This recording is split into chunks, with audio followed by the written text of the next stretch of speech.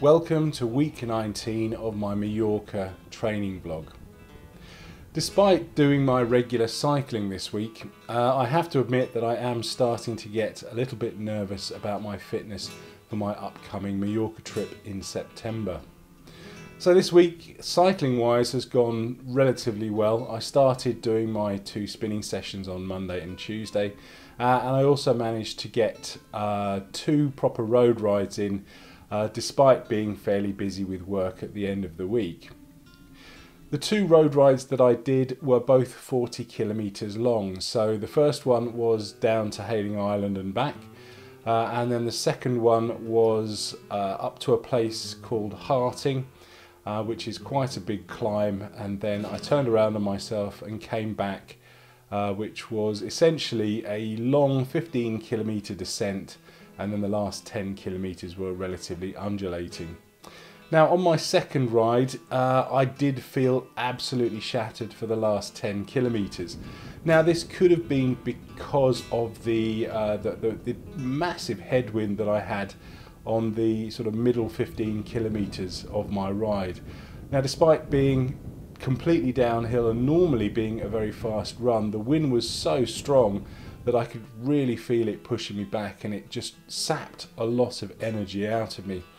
And then when I got to the undulating bit, the last 10 kilometres, I was absolutely on the rivet. I was shattered.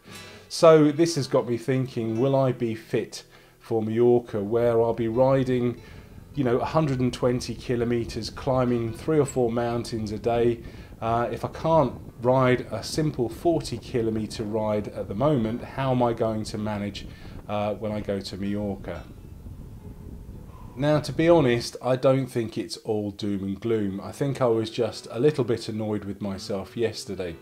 So to put things into perspective, I went onto Strava this morning and started looking at my numbers over the last few months. If you've been following this vlog from the beginning, you'll know that in the middle of March I came down with a sinus infection which kept me off the bike for about 4 weeks.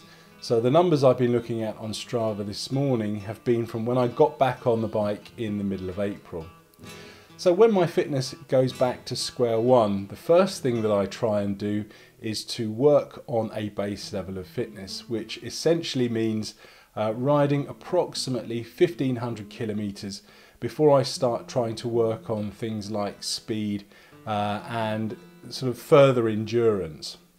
And now, totting up the numbers this morning, I can see that since the middle of April I have ridden approximately 1009 kilometres. So according to my own rule of thumb, I've still got about another 500 kilometres to do.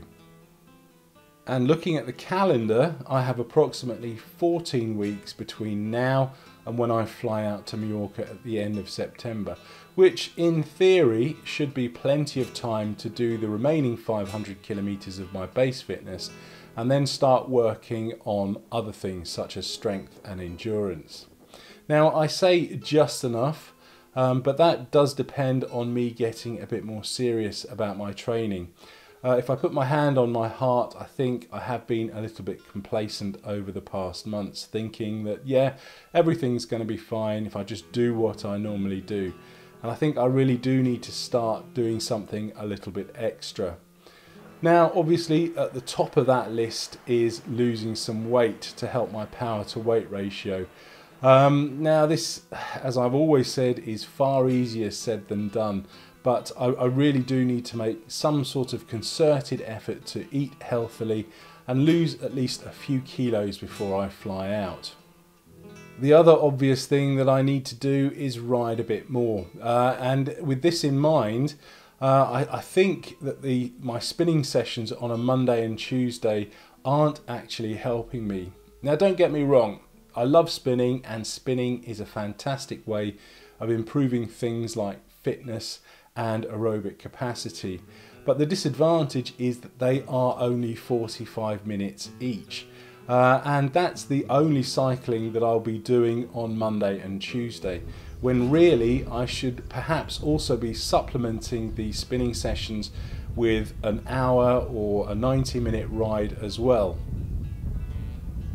And then of course it also means just getting out on my bike, doing proper road rides as often as I can.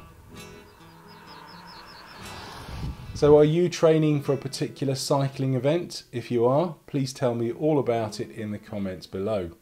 If you found this film useful, please like and share, and if you'd like to get the most out of your cycling, please consider subscribing for my regular weekly uploads. Thanks for watching.